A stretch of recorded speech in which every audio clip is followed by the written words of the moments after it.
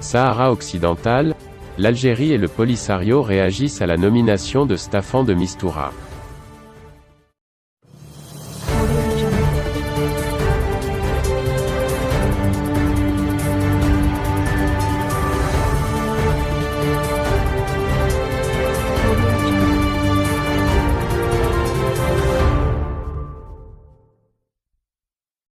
L'Algérie et le Polisario ont réagi, mercredi soir et jeudi, à la nomination de Mistura. Si Alger en a profité pour appeler à démilitariser El Guerguerat, le front a dénoncé l'affaiblissement du mandat de la mission des Nations Unies par le Royaume. L'Algérie a réagi, ce jeudi, à la nomination de Staffan de Mistura, en tant qu'envoyé personnel du secrétaire général de l'ONU pour le Sahara occidental. Dans un communiqué du porte-parole de son ministère des Affaires étrangères, Alger a exprimé son intérêt à la nomination de Mistura, déplorant profondément le retard de 28 mois, imputable à la partie marocaine. L'Algérie a noté que la nomination de Mistura intervient dans un contexte fortement dégradé et porteur de risques, car marqué par la reprise des hostilités suite à la rupture brutale du cessez-le-feu. Un autre fait imputable au Maroc selon l'Algérie, malgré les faits rappelés par l'ONU. Ainsi, le voisin de l'Est accuse le Maroc, qu'il qualifie de force d'occupation, de se maintenir illégalement, depuis le 13 novembre 2020, dans la zone tampon au niveau de Guerguerat, en violation flagrante des accords militaires, signés par les deux parties, et endossés par le Conseil de sécurité. Le porte-parole du département de Rantan Lamamra a présenté, par ailleurs, sa vision de la voie que doit suivre le nouvel envoyé spécial, pour réussir là où ses prédécesseurs ont tous échoué.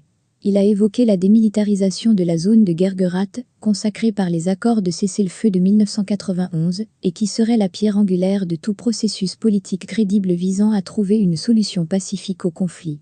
Tout en louant les qualités personnelles et professionnelles reconnues et appréciées du nouvel émissaire de l'ONU, l'Algérie annonce lui apporter son soutien et appelle à des négociations directes entre le Front Polisario et le Maroc pour régler le conflit au Sahara occidental. Le Polisario réitère ses accusations à l'encontre du Maroc sur la violation du cessez-le-feu. L'Algérie a également appelé à une relance effective et sérieuse des négociations directes, de bonne foi et sans conditions préalables.